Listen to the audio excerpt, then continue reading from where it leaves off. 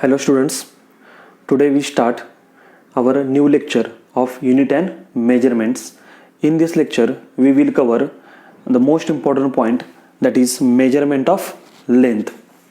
Okay, आजच्या लेक्चरमध्ये आपण एक महत्त्वाचा पॉईंट कव्हर करणार आहोत, ज्या पॉईंटचं नाव आहे मेजरमेंट ऑफ लेंथ, किंवा आपण ह्याला म्हणूया असं मेजरमेंट ऑफ डिस्टन्स. कारण लेंथ ही एक प्रकारची काय असतं, लेंथ एक प्रकारचं काय असतं, डिस्टन्स असतं. कुठल्याही दोन पॉईंट मधलं डिस्टन्स, त्यालाच आपण काय म्हणतो, length.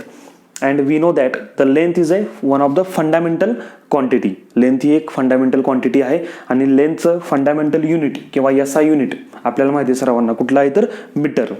Metre is SI unit of a length or distance. Okay, मग आजच्या लेक्चरमध्ये आपण काय करणार आहे तर ही लेंथ किंवा हे डिस्टन्स कसं मेजर करायचं, ह्याच्या डिफरंट आपण काय करणार आहे, मेथड्स बघणार आहे. ओके, समजा तुम्हाला जर मी सांगितलं ह्या बोर्डची लेंथ मेजर करा, तर तुम्ही काय यूज करणार, सिम्पली तुमची मीटर स्केल यूज करणार आणि ही लेंथ काय करणार, तुम्ही मेजर करणार. सिम्पली तुम्ही ह्या पेनची लेंथ पण तुम्ही बाय युजिंग स्केल मेजर करू शकता. जर मी तुम्हाला सांगितलं की दोन सिटीज आहेत, suppose one city is Karad and other is Satara, तर ह्या दोघांच्यातलं पण डिस्टन्स किंवा त्या दोन पॉईंटमधली लेंथ सुद्धा तुम्ही मेजर करू शकता, जे काही किलोमीटरमध्ये असेल. तुम्हाला जर मी सांगितलं अर्थपासून मूनपर्यंतचं डिस्टन्स, म्हणजे दोन प्लॅनेटमधलं डिस्टन्स मेजर करा, आता अशा वेळी तुम्ही तुमच्या स्केलचा यूज करू शकत नाही. ओके, मग ह्या सर्व गोष्टी आपण ह्या आजच्या लेक्चरमध्ये कव्हर करणार आहोत. त्या अगोदर आपल्या सर्वांना माहिती आहे, लेंथ किंवा डिस्टन्स मेजर करताना तुम्हाला एका युनिटची गरज असते आणि ते युनिट कुठलं आहे तर मीटर. सुरुवात आपण करूया आपल्या पॉईंटची डेफिनेशन ऑफ मीटर पासून, की एक्झॅक्टली मीटर म्हणजे काय, किंवा जर तुम्हाला मी डिटेलमध्ये जर सांगितलं तर what is mean by 1 metre. 1 metre हे डिस्टन्स किंवा ही लेंथ म्हणजे किती लेंथ, कुठल्या लेंथला तुम्ही 1 मीटर असं म्हणायचं. इथून आपण काय करूया, सुरुवात करूया. आपल्या सगळ्यांना माहिती आहे की आपल्याला समजा एक मीटर स्केल आहे. फॉर एक्झाम्पल ही स्केल घेतली, okay, 1 metre is equal to 100 centimetre. आता ही जी पट्टी आहे, ही जी स्केल आहे ती 15 सेंटीमीटरची आहे. ओके, पण असं मानून चाला की ही स्केल 100 सेंटीमीटरची आहे असं माना थोड्या वेळासाठी. म्हणजे ही जी लेंथ किती झाली, 100 सेंटीमीटर. 100 सेंटीमीटर म्हणजे 1 मीटर. इथे जर मी अशी ड्रॉ केली स्केल, सुरुवातीतून असणार आहे 0 सेंटीमीटर, नंतर किती असणार आहे 1 सेंटीमीटर, आणि असं लास्टली इथे किती असणार आहे 100 सेंटीमीटर. 100 सेंटीमीटर म्हणजेच काय असणार आहे 1 मीटर. आता एवढ्या लेंथला, ओके, किंवा एवढ्या डिस्टन्सला आपण किती म्हणतो, 1 मीटर. आता क्वेश्चन इथं असा तयार झाला की एवढंच डिस्टन्स किंवा एवढीच लेंथ 1 मीटर का मानायची, ह्याच्यापेक्षा कमी लेंथला, कमी डिस्टन्सला आपण 1 मीटर मानू शकत नाही का, किंवा जास्त लेंथला आपण 1 मीटर मानू शकत नाही का. ह्यासाठी आपल्याला 1 मीटरची डेफिनेशन बघावी लागेल की 1 मीटर हे जी लेंथ, हे जे डिस्टन्स तुम्ही जे चूज केले ते कुठल्या बेसिसवर चूज केले. त्यासाठी आपल्याला काय करावं लागेल की डेफिनेशन ऑफ 1 मीटर. ओके, आता ह्यासाठी आपल्याला एक कॉन्स्टंट घ्यावा लागेल की त्या कॉन्स्टंटची व्हॅल्यू कधीही चेंज होणार नाही, आणि त्या कॉन्स्टंट पासून तुम्हाला 1 मीटर ही लेंथ किंवा हे डिस्टन्स तयार करावं लागेल. म्हणजे त्या 1 मीटरची व्हॅल्यू सुद्धा कधी भविष्यात चेंज होणार नाही. आणि असा कॉन्स्टंट आपल्या सगळ्यांना माहिती आहे, that is velocity of light in vacuum, which is always constant, that is 3 × 10⁸ metre per second. मग त्या व्हेलॉसिटी ऑफ लाईट वरून आपण ह्या 1 मीटरची किंवा मीटरची डेफिनेशन तयार केली. ओके, आता हा पॉईंट आपण थोडासा डिटेलमध्ये बघूया. त्यासाठी तुम्हाला मी एक एक्झाम्पल देतो. सपोज तुम्ही रोडवरून रनिंग करत आहात, ओके, म्हणजे तुमच्या बॉडीजवळ, किंवा आपण असं म्हणूया की एक राम नावाचा स्टुडंट आहे, तो रनिंग करतोय म्हणजे त्याजवळ काहीतरी व्हेलॉसिटी असेल, आणि ती व्हेलॉसिटी आपण किती मानूया बघा. That velocity is suppose 5 metre per second. This is the velocity of Ram ज्या स्पीडनं, ज्या व्हेलॉसिटीनं मूव्ह होतोय ती velocity 5 metre per second. Metre per second, this is the unit of velocity or unit of speed. आता ह्याचा अर्थ समजून घ्या. Metre per second, metre per सेकंडचा अर्थ काय, 5 मीटर पर सेकंड. ऍक्च्युली हे सेकंड म्हणजे किती असणार आहे, 1 सेकंड. म्हणजे आपण असं म्हणूया की राम एका सेकंदामध्ये 5 मीटर एवढं डिस्टन्स कव्हर करतोय. म्हणून त्याची व्हेलॉसिटी किती आहे 5 मीटर पर सेकंद. म्हणजे राम जर आता इथं असेल तर एका सेकंदानंतर तो 5 मीटर दूर असणार आहे, इथून 5 मीटर दूर असणार आहे. ओके, म्हणजे आपण काय म्हणू शकतो, रामला 5 मीटर एवढं डिस्टन्स कव्हर करण्यासाठी किती वेळ लागणार, 1 सेकंद लागणार. ओके, म्हणून त्याची व्हेलॉसिटी किती आहे 5 मीटर पर सेकंद. पर सेकंड म्हणजे एका सेकंदाला त्याने किती डिस्टन्स कव्हर केलं 5 मीटर. म्हणून 5 मीटर कव्हर करण्यासाठी 1 सेकंद लागेल. मग सांगा 1 मीटर कव्हर करण्यासाठी किती वेळ लागेल, किती सेकंद लागतील. तर आपल्या सगळ्यांना माहिती आहे ह्या 5 ना आपल्याकडे काय करतो, डिवाइड करतो. So we get 1/5 second. This is second and this is 5. लक्षात आलं. आणि 1/5 म्हणजेच किती असणार आहे 0.2 सेकंद. म्हणजे तुम्ही काय म्हणणार, रामने 0.2 सेकंद मध्ये किंवा 1/5 सेकंद मध्ये 1 मीटर एवढं डिस्टन्स काय केलं, कव्हर केलं. लक्षात आलं. एका सेकंदात 5 मीटर कव्हर केलं आणि 1/5 सेकंदामध्ये 1 मीटर कव्हर केलं. हा कन्सेप्ट, आता हे एक्झाम्पल दिलं तुम्हाला फॉर एक्झाम्पल तुम्हाला समजण्यासाठी. आता आपण पुढे जाऊया. जसं हे तुम्ही काय घेतली व्हेलॉसिटी ऑफ राम, तसं आपण काय घेऊया आता velocity of light in vacuum. काय घेणार आपण, velocity of light in vacuum and which is denoted by C, symbol C. C means velocity of light in vacuum and we know that it is 3 into 10 raised to 8 meter per second approximately. Okay, आता exact किती value आहे ते आपण नंतर बघू. सध्या तर तुम्ही एवढं लक्षात ठेवा, velocity of light in vacuum 3 into 10 raised to 8 metre per second. बघा सेम आलं. रामची व्हेलॉसिटी 5 मीटर पर सेकंड आणि लाईटची velocity 3 into 10 raised to 8 metre per second. Similarly आपण सांगू शकतो याचा अर्थ काय, तर लाईट एका सेकंदामध्ये, पर सेकंड म्हणजे एका सेकंदामध्ये किती डिस्टन्स कव्हर करते व्हॅक्यूम मध्ये, that is 3 into 10 raised to 8 metre. म्हणजे समजा इथं लाईटचा सोर्स असेल, लाईट सध्या इथं आहे, तर एका सेकंदानंतर लाईट कुठं असणार आहे, तर इथून 3 into 10 raised to 8 मीटर एवढा लांब असणार आहे.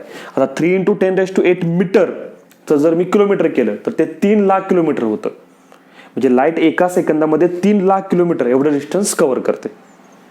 जसं राम एका सेकंदामध्ये 5 मीटर कव्हर करतो, तशी लाईट एका सेकंदामध्ये एवढं डिस्टन्स कव्हर करते 3 into 10 raised to 8 मीटर. आपण कसं लिहूया, लाईटला 3 into 10 raised to 8 मीटर एवढं डिस्टन्स कव्हर करण्यासाठी 1 सेकंद एवढा टाइम लागतो. हेच 3 वर किती शून्य असणार, 8. 3 वर 8 शून्य metre is equal to 1 second. Similarly मग लाईटला 1 मीटर डिस्टन्स कव्हर करायला किती वेळ लागेल.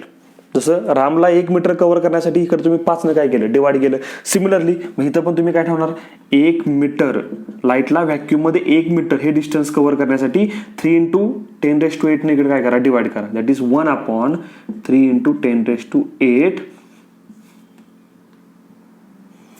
1/3 into 10 raised to 8 आणि हा काय तर सेकंद. एवढा टाइम लागेल. किंवा एवढ्या टाइम मध्ये 1/3 into 10 raised to 8 सेकंड मध्ये लाईट किती डिस्टन्स कव्हर करेल व्हॅक्यूम मध्ये, तर 1 metre. And this is the definition of 1 metre.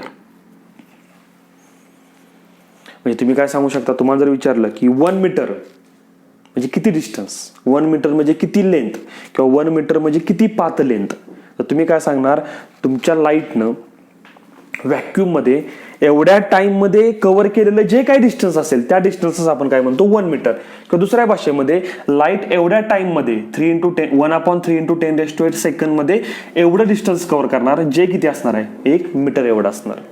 So this is the definition of metre. Okay, आता तुम्हाला मी आता सांगितलं होतं ही व्हॅल्यू जी आपण घेतली velocity of light in vacuum ती आपण अप्रॉक्सिमेटली घेतली. Exact velocity of light in vacuum that is C किती असणार आहे, तर 3 into 10 raised to 8 metre per second नाही, तर ती व्हॅल्यू आहे 299792458 metre per second. This is the velocity of light in vacuum. This is exact value. Okay, म्हणजे light एका सेकंदामध्ये एवढं मीटर काय करते, कव्हर करते.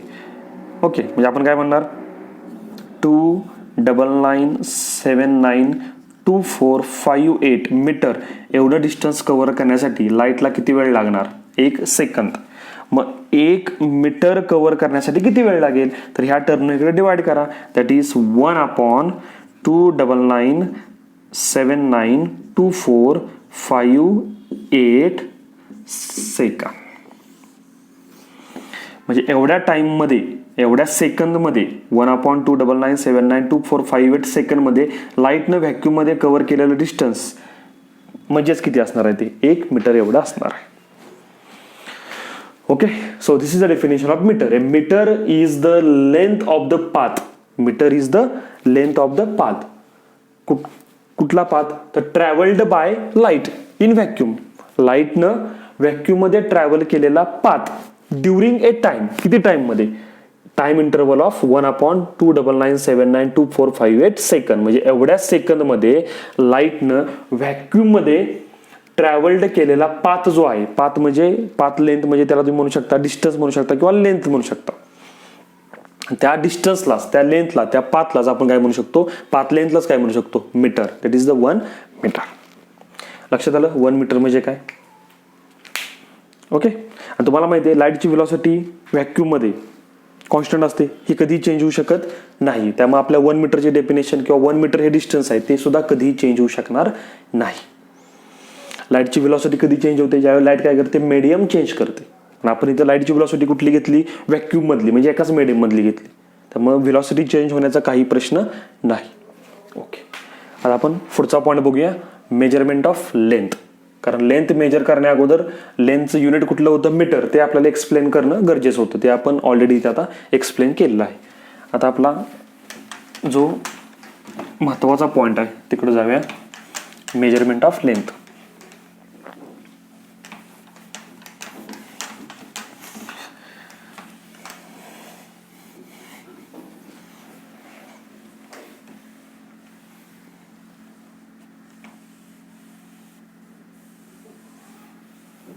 Okay, measurement of length, measurement of distance काही म्हणा.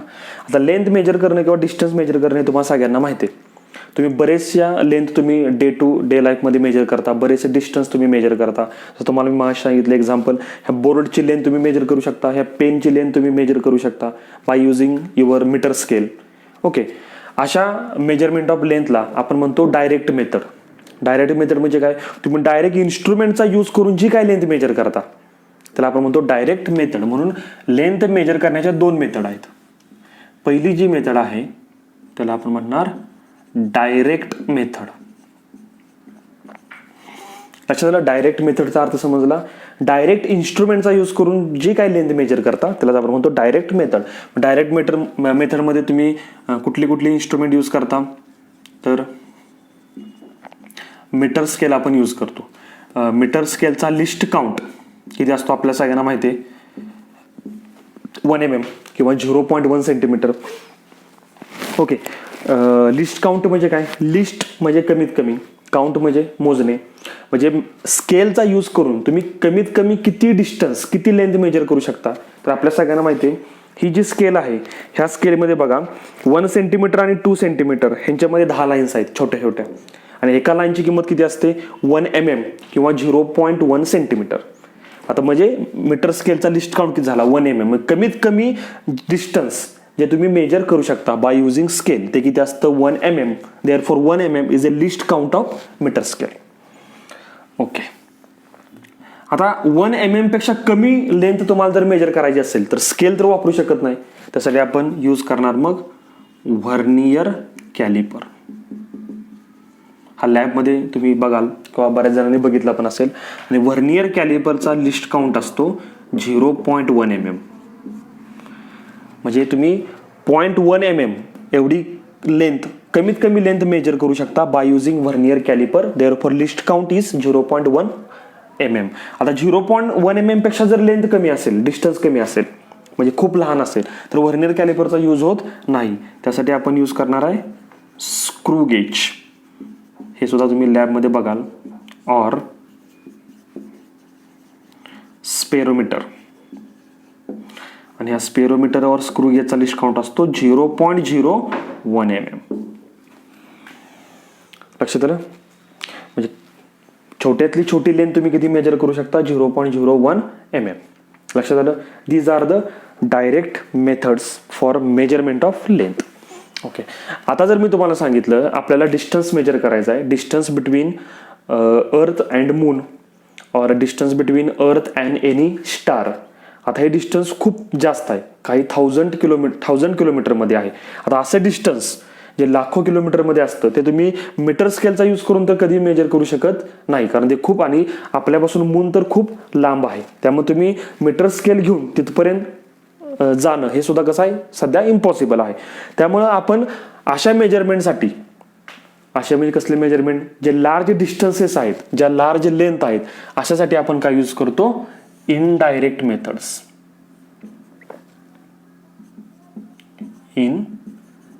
Direct methods and indirect. Direct कधी मेजर करायचे तुम्हाला लक्षात आलं? ओके, ज्यावेळी तुमचे काय असेल, लेंथ तुमची स्मॉल असेल किंवा डिस्टन्स स्मॉल असेल त्यावेळी तुम्ही डायरेक्ट मेथड यूज करू शकता. इनडायरेक्ट कधी यूज करायची, ज्यावेळी तुमची लेंथ किंवा डिस्टन्स खूप लार्ज असेल, very very large. For example समजलं, distance between earth and sun, distance between earth and moon, और distance between earth and any star. तर पहिली इनडायरेक्ट मेथड आहे पॅरालॅक्स मेथड. Parallax method. तुम्हाला कोणी क्वेश्चन विचारला पॅरालॅक्स मेथड कशासाठी यूज करायची, तर तुमचा आन्सर काय असणार आहे, for measurement of large distances such as distance between earth and planet or earth and any star, we use parallax method, and parallax method is a indirect method. Okay. Second, आता जर मी तुम्हाला सांगितलं parallax method कशासाठी, for very large distances we use parallax method, and for very small distances, very small म्हणजे काय, ते एवढे स्मॉल आहेत की तुम्ही त्यासाठी स्क्रू गेज किंवा व्हर्नियर कॅलिपर सुद्धा यूज करू शकत नाही. For example size of atom, size of molecule. आता मॉलिक्यूल किंवा ॲटम आपल्याला शक्यतो डोळ्याने दिसत नाही, त्यामुळे त्याची साईज किंवा त्याचा डायमीटर मेजर करणं हे आपल्यासाठी खूप अवघड आहे. त्यासाठी आपण काय यूज करतो, indirect method. So for very small distances like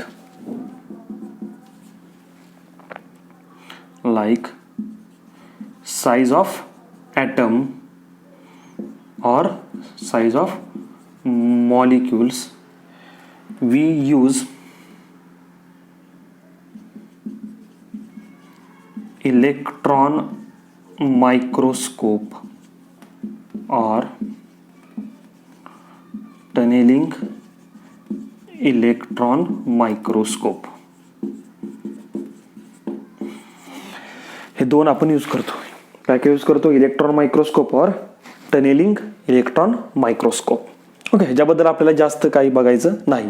कधी यूज करायचं लक्षात आलं, इलेक्ट्रॉन माइक्रोस्कोप ज्यावेळी तुम्हाला ॲटमची साईज किंवा मॉलिक्यूलची साईज जी कशी असते, very very small distance. Okay, पण आपला फोकस कशावर आहे, to measure very large distances. For that we use parallax method. So our next point is parallax method. आपण पॅरालॅक्स मेथड आता डिटेलमध्ये बघूया. Okay,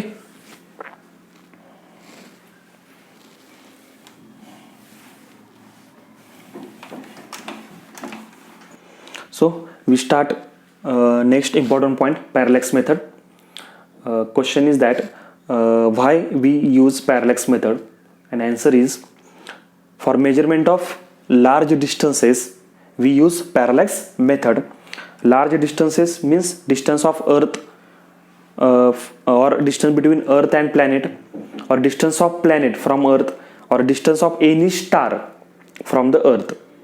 For this measurement we use parallax method. Okay, so इथे एक नवीन शब्द आलेला आहे पॅरालॅक्स. त्यामुळे आपल्याला पहिल्यांदा पॅरालॅक्स ह्या शब्दाचा अर्थ बघावा लागेल. So what is mean bye parallax. त्यासाठी एक एक्सपेरिमेंट करूया. ह्या पेनला आपण काय करणार, ऑब्झर्व करणार. पहिल्यांदा आपण ह्या पेनला कसं बघायचं, तुमच्या लेफ्ट आयनं बघायचं. त्यावेळी राईट आय काय करायची, क्लोज करायची, आणि नंतर लगेच राईट आय ओपन करायची आणि लेफ्ट आय तुमची काय करायची, क्लोज करायची. त्यासाठी आपण एक बॅकग्राऊंड घेऊ. तुम्ही बॅकग्राऊंड काय घेऊ शकता, तुमचा वॉल घेऊ शकता. वॉलवरती मार्किंग करा, एक लाईन ड्रॉ करा, किंवा बोर्डवरती काय करा, मार्किंग करा. सो बोर्ड किंवा तुमची वॉल काय झाली, बॅकग्राऊंड. आणि बॅकग्राऊंडच्या रिस्पेक्टिव्ह तुम्हाला ह्या पेनला ऑब्झर्व करायचं आहे. तर इथं मी बॅकग्राऊंड माझी फिंगर घेतो, बोट घेतो. ओके, त्याच्याबरोबर पुढे ह्या पेनला काय करतो मी ॲडजस्ट करतो. पहिल्यांदा कुठलाही तुम्ही पहिल्यांदा तुमचा डोळा कुठलाही तुम्ही पहिल्यांदा आय क्लोज करा आणि एक आय ओपन करा. ठीक आहे, तर मी काय करतो पहिल्यांदा लेफ्ट आय क्लोज केली आणि राईट आयनं ह्या पेनला काय केलं ऑब्झर्व केलं. नंतर मी राईट आय काय केली क्लोज केली आणि लेफ्ट आयनं पुन्हा ऑब्झर्व केलं. ज्यावेळी तुम्ही दुसऱ्या आयनं ऑब्झर्व करता तर तुम्हाला काय जाणवतं की ह्या पेनची पोझिशन तुम्हाला चेंज झाल्यासारखी वाटते. समजते का बघा. पहिल्यांदा तुमचा डावा डोळा बंद करा आणि उजव्या डोळ्यानं बघा आणि नंतर काय करा उजवा डोळा बंद करून डाव्या डोळ्यानं बघा. ज्यावेळी तुम्ही दुसऱ्या टाइमला असं करता त्यावेळी तुम्हाला काय दिसतं की ह्या पेनची position with respect to background with respect to this finger change झाल्यासारखी वाटते. चेंज होत नाही. तुम्ही तुमचे हात हलवलेत का नाही, फक्त तुम्ही काय केला तुमचे आईज फक्त चेंज केले. एकदा लेफ्ट आयनं बघितलं आणि एकदा राईट आयनं बघितलं.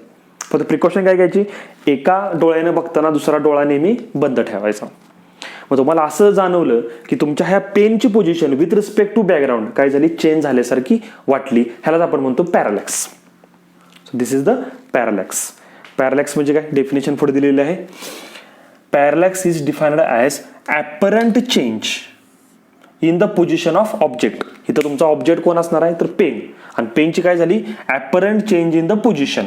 ॲपरंट हा शब्द का घेतला कारण ॲक्च्युअली पोझिशन चेंज झाली नाही, तुम्हाला चेंज झाल्यासारखी वाटली.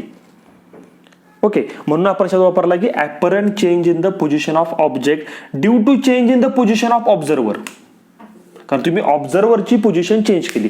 पहिल्यांदा ऑब्झर्वर कोण होता तुमचा राईट आय, राईट आयनं बघत होता त्यावेळी लेफ्ट आय क्लोज होता. नंतर तुमचा ऑब्झर्वर कोण होता लेफ्ट आय, कारण तुम्ही राईट आय काय केला क्लोज केला. पहिल्यांदा ऑब्झर्वर हिथं होता पुन्हा ऑब्झर्वर हिथं आला. म्हणजे तुम्ही काय केलं ऑब्झर्वरची पोझिशन काय केली चेंज केली. मग ऑब्झर्वरची पोझिशन चेंज झाल्यानंतर तुम्हाला तुमच्या ऑब्जेक्टची पोझिशन चेंज झाल्यासारखी वाटते. Apparent change in the position of object it is called as A parallax. त्यालाच आपण म्हणतो पॅरालॅक्स. हा एक्सपेरिमेंट तुम्ही करून बघा म्हणजे तुम्हाला एक्झॅक्टली मिनिंग समजेल. मी तुमच्या डोळ्यांना इथं काय म्हणायचं ऑब्झर्वर म्हणायचं. तुमच्याकडे किती ऑब्झर्वर आहेत 2, कारण तुम्ही पहिल्यांदा एका डोळ्यानं बघता नंतर दुसऱ्या डोळ्यानं बघता म्हणून ऑब्झर्वर 2 आणि ऑब्जेक्ट कोण आहे इथं 1, कोण तुमचा पेन. आणि फिंगरला आपण काय मानलं इथं तुमची बॅकग्राऊंड किंवा रेफरन्स मानलाय आपण. ओके, लक्षात आलं. So this is the definition of a parallax.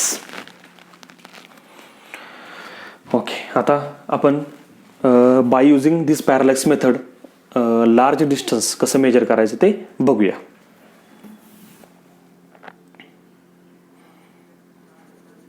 This is the planet P आणि ह्या प्लॅनेटचं आपल्याला काय मेजर करायचं आहे डिस्टन्स फ्रॉम द अर्थ. आपण कुठं असणार आहे अर्थवरती असणार आहे. So this is the earth surface. Okay, आणि ह्या मेथडमध्ये ठरल्याप्रमाणे ऑब्झर्वर किती असणार आहेत आपले 2, जसं लेफ्ट आय आणि राईट आय. तसे आपण अर्थ सरफेसवर किती ऑब्झर्वर घेणार आहे 2, पण दोन्ही ऑब्झर्वर वेगवेगळ्या ठिकाणी पाहिजेत. ओके, मग आपण पहिला ऑब्झर्वर घेऊया ए.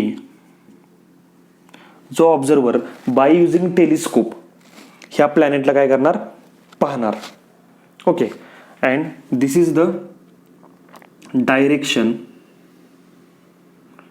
along which this planet P is viewed from the earth surface at point A. A point वरून तुम्ही P प्लॅनेटला पाहताय by using telescope along this direction तुम्ही त्याला पाहताय. Okay, this is the second observer which is B and which is placed on the earth surface but at a different place. For example हा observer तुमचा इथं कराडमध्ये असेल तर हा observer कराडपासून लांब घ्या. मी कुठे घ्या मुंबईमध्ये घ्या, दिल्लीमध्ये घ्या. ओके, कारण हे डिस्टन्स आपल्याला पुढे जाऊन मेजर करायचं आहे जे तुम्ही इझिली मेजर करू शकता. समजा हा ऑब्झर्वर कराडमध्ये असेल हा मुंबईमध्ये असेल तर ह्या दोघांचं डिस्टन्स तुम्ही मेजर करू शकता किंवा तुम्हाला ते माहिती आहे. म्हणून 2 ऑब्झर्वर 2 वेगवेगळ्या ठिकाणी असणार. ओके, हा ऑब्झर्वर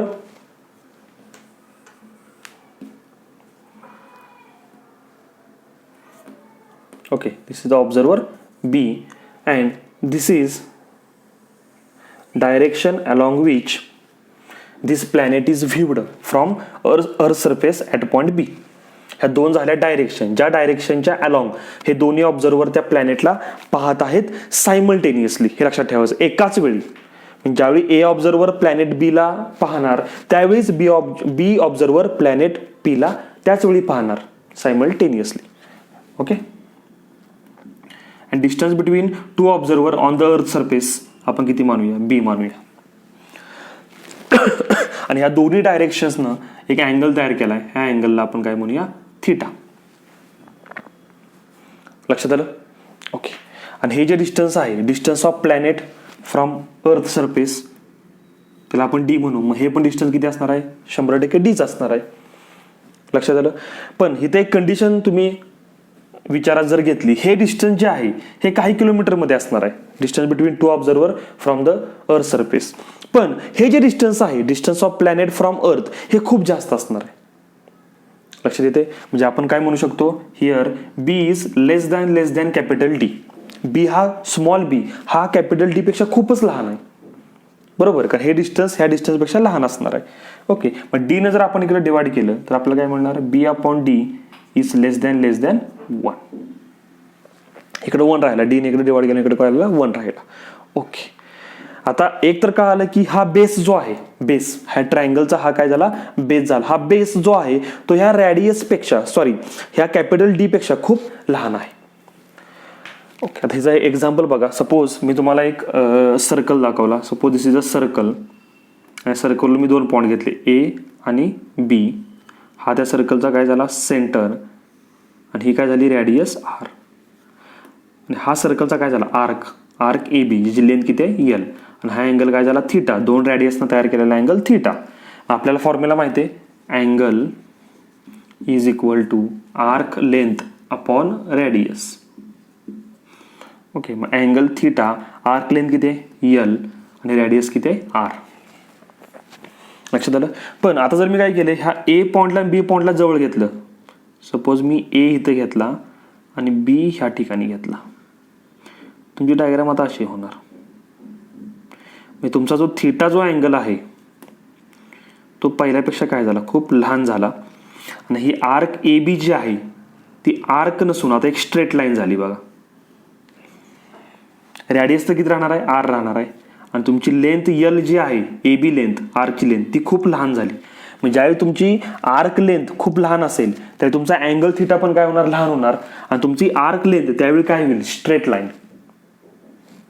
किंवा दुसऱ्या भाषेत तुमची आर्क लेंथला तुम्ही स्ट्रेट लाईन कधी म्हणू शकता, ज्यावेळी तुमचा थिटा अँगल जो आहे तो कसा असेल, व्हेरी व्हेरी स्मॉल. आता इथं आर्क लेंथ ए बी म्हणजे तुमचा हा ए बी असणार आहे, स्मॉल बी. रॅडियस आर म्हणजे तुमचा असणार आहे कॅपिटल डी आणि कॅपिटल डी. आणि पी म्हणजे इथं असणार आहे सेंटर ओ. मग ह्या कॅपिटल डी एवढी रॅडियस मानून आणि पी सेंटर मानून जर मी काय घेतला, डी रॅडियसचा एक सर्कल तयार केला, असा मोठा सर्कल तयार केला, तर त्या सर्कलची डी काय झाली, रॅडियस. लक्षात आलं. आणि बी स्मॉल बी म्हणजे ए बी काय होणार, आर्क लेंथ. आणि आर्क लेंथ म्हणजे स्मॉल बी इथं तुमचा कसा आहे, very very small as comparative to capital D. आणि कॅपिटल डी म्हणजे त्या सर्कलची काय असणार आहे, रॅडियस. लक्षात येते. म्हणजे तुमचा हा थिटा अँगल कसा असणार आहे, व्हेरी व्हेरी स्मॉल. लक्षात आलं ना. इथं ए बी म्हणजे स्मॉल एल, तिथं कोण असणार आहे, ए बी म्हणजे स्मॉल बी. इथं रॅडियस आर म्हणजे कोण असणार आहे, कॅपिटल डी. आणि पी म्हणजे इथला काय असणार आहे, सेंटर. आणि इथं पण पी ला आपण काय म्हणू शकतो, सेंटर. जर आपण एक सर्कल तयार केला तर. ओके. मग ह्या ठिकाणी जर तुमची आर्क लेंथ काय झाली, व्हेरी व्हेरी स्मॉल, तर थिटा पण कसा झाला, स्मॉल. आणि आर्क लेंथ म्हणजे तुमची काय झाली, स्ट्रेट लाईन. तसं तुम्ही इथं ए बी ला काय मानू शकता, आर्क लेंथ मानू शकता. पण कधी, ज्यावेळी थिटा कसा असेल, very very small. So we can say that here theta is very small, असं आपण म्हणू शकतो. ओके. हाच फॉर्म्युला इथं आपण अप्लाय करू शकतो. This is the angle, this is the arc. Straight लाईनलाच आपण काय म्हणलं, आर्क, कारण थिटा कसा आहे, व्हेरी स्मॉल. आताच आपण बघितलं. ओके. मग फॉर्म्युला काय झाला, angle is equal to arc upon radius. Angle किती आहे, थिटा. आर्क लेंथ किती आली, स्मॉल बी, अपॉन रॅडियस किती येणार, capital D. So we get theta. आणि या थिटालाच आपण म्हणतो पॅरालॅक्स अँगल. काय म्हणतो, पॅरालॅक्स अँगल किंवा parallactic angle. Theta is a parallax angle और पॅरालॅक्टिक अँगल. पण आपल्याला काय मेजर करायचं आहे, मेजरमेंट ऑफ लार्ज डिस्टन्स, म्हणजे distance between planet and earth. म्हणजे आपल्याला कॅपिटल डी मेजर करायचं आहे. म्हणजे कॅपिटल डी किती मिळेल तुम्हाला, थिटाला खाली घ्या, b upon theta. So this is the our answer. D is equal to B upon theta. Small b तर आपण इझिली मेजर करू शकतो कारण distance between two observer on the earth surface. तर राहिली गोष्ट theta.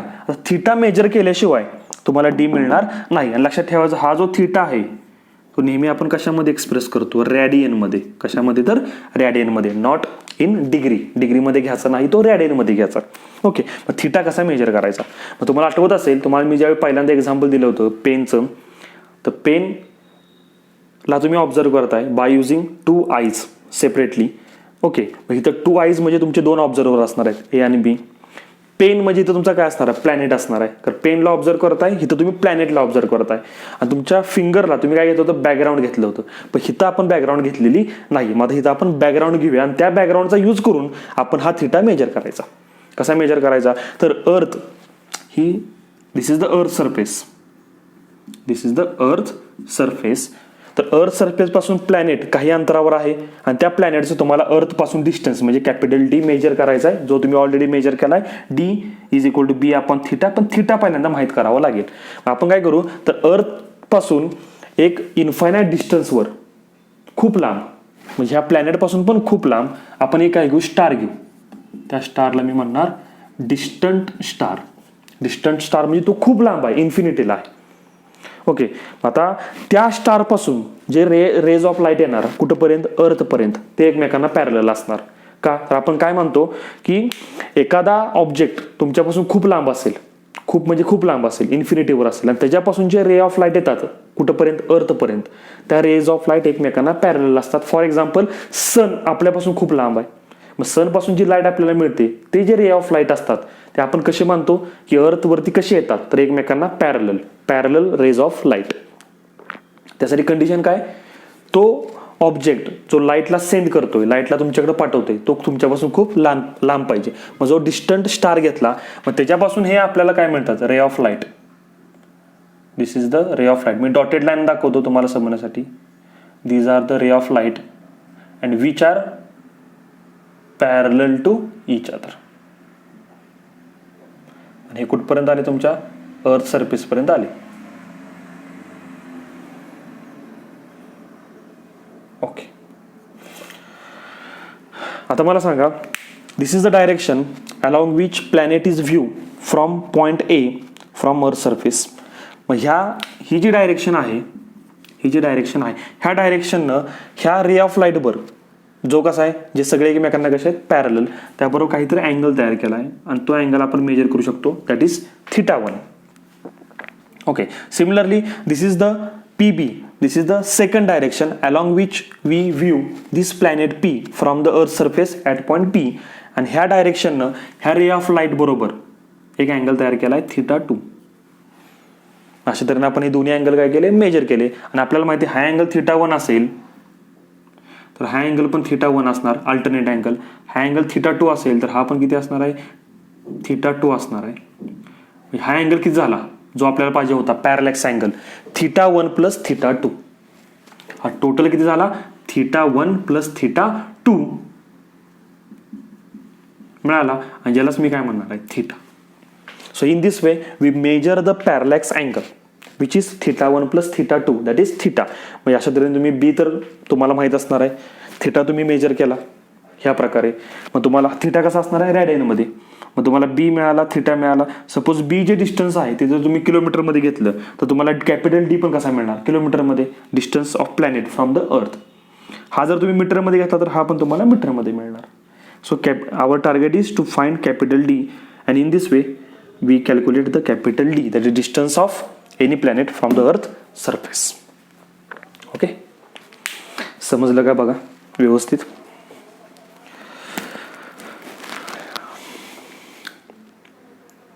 Okay, so then our next point is measurement of size of planet. जो काय प्लॅनेट आहे दॅट इज पी, त्याची साईज किंवा त्याचा डायमीटर आपल्याला मेजर करायचा. Our next point is measurement of size और डायमीटर ऑफ ए प्लॅनेट. डायमीटरची आपल्याला size sorry Now our next point is measurement of size or diameter of a planet. आपल्याला काय मोजायचं, एक प्लॅनेट घेतला आपण जो तुमच्यापासून खूप लांब आहे, अर्थपासून खूप लांब आहे, आणि त्या प्लॅनेटचा आपल्याला साईज म्हणजे आपल्याला डायमीटर मेजर करायचा आहे. So this is the planet and this is the diameter of that planet, that is small D. Diameter म्हणजेच तुम्ही त्या प्लॅनेटची साईज मेजर करताय. And this is the earth surface. Okay, आता तुम्ही सपोज ऑब्झर्वर, तुम्ही ह्या ठिकाणी आहात, तर आपण म्हणूया ओ इज ऑब्झर्वर. तर तुम्ही काय करणार, बाय युझिंग टेलिस्कोप पहिल्यांदा हा जो प्लॅनेट आहे त्या प्लॅनेटचा वन एंड ऑब्झर्व करायचा, that is one end observe by using telescope from earth surface. This is the direction along which we observe the one end of a planet from the earth surface by using telescope. आणि नंतर काय करायचं, थोड्या वेळानंतर हा दुसरा end observe करायचा by using same method, that is by using telescope from the earth surface. अशा तऱ्हेने तुम्ही काय केले, त्या प्लॅनेटचे ज्याचा आपल्याला डायमीटर मेजर करायचं आहे त्याचे दोन्ही एंड ऑब्झर्व केले. And this is the direction, और ह्याला तुम्ही म्हणू शकता लाईन ऑफ साईट. ओके, ह्या दोन्ही डायरेक्शननं किंवा दोन्ही लाईन ऑफ साईटनं एक अँगल सबटेंड केला, त्या अँगलला आपण म्हणणार आहे alpha, and it is called as a angular diameter. Angular diameter of that planet. Angular diameter का, कारण तो अँगल आहे. हा अँगल जेवढा मोठा असेल तेवढा प्लॅनेटचा डायमीटर पण मोठा असणार आहे. So it is called as a angular diameter. पण आपल्याला काय मोजायचं आहे, स्मॉल डी, म्हणजे actual diameter of a planet और actual size of a planet. आता मला सांगा, हे डिस्टन्स म्हणजे काय असणार आहे, distance of planet from the earth surface, जे आपल्याला माहिती आहे किती आहे, कॅपिटल डी. हे पण किती असणार आहे, कॅपिटल डी. आणि सेम आपण काय म्हणणार, स्मॉल डी पेक्षा कॅपिटल डी हा काय असणार आहे, जास्त असणार आहे, कारण ह्या डिस्टन्सपेक्षा हे डिस्टन्स ऑब्विसली जास्त असणार आहे. त्यामुळं आपण इथं आपला फॉर्म्युला यूज करू शकतो, कुठला, angle is equal to arc upon radius. Okay, angle किती आहे, अल्फा. अल्फाच्या समोरची काय असते, आर्क असते. पण आपण ही आर्क घेणार नाही, ही आर्क घेणार. का आर्क घेणार, कारण हा अँगल कसा आहे, स्मॉल आहे. हा अँगल स्मॉल असण्याचं कारण काय, तर स्मॉल डी पेक्षा कॅपिटल डी मोठा आहे. इथं आपण तेच बघितलं होतं, आठवते का बघा. तर मग alpha is equal to angle is equal to arc. अँगलच्या समोरची आर्क असते, मग आर्क ही नाही घ्यायची, आर्क ही घ्यायची, स्ट्रेट लाईन. कारण हा अँगल जर लहान असेल तर तुमची आर्क लेंथ कशी होते, स्ट्रेट लाईन होते. हे सुद्धा आपण बघितलेलं आहे. So alpha is equal to arc म्हणजे अपोजिट आर्क स्मॉल डी, आणि अपॉन रॅडियस काय असणार आहे, कॅपिटल डी. कारण तुम्ही ही रॅडियस इमॅजिन करून जर तुम्ही एक सर्कल काढला तर तो असा सर्कल होईल, आणि त्या सर्कलची रॅडियस किती असणार आहे, capital D. So we get alpha is equal to D upon capital D. पण आपल्याला काय पाहिजे, diameter, that is small D. So डीला इकडे घ्या, so alpha into D. So in this way we can measure the size or diameter of a planet. आता capital D तर आपल्याला माहितीच असणार आहे, बरोबर, कारण ह्या मेथडनं आपण कॅपिटल डी मेजर करू शकतो, distance of planet from the अर्थ. त्यामुळं सिम्पल वेनं तुम्ही ह्या दोघांचं मल्टिप्लिकेशन करून तुम्ही काय काढू शकता, साईज ऑफ ए प्लॅनेट और डायमीटर ऑफ ए प्लॅनेट. लक्षात आलं. So in this way we cover 3 major points, that is definition of metre, measurement of large distances by using parallax method, and measurement of size or diameter of a planet. Okay, thank you.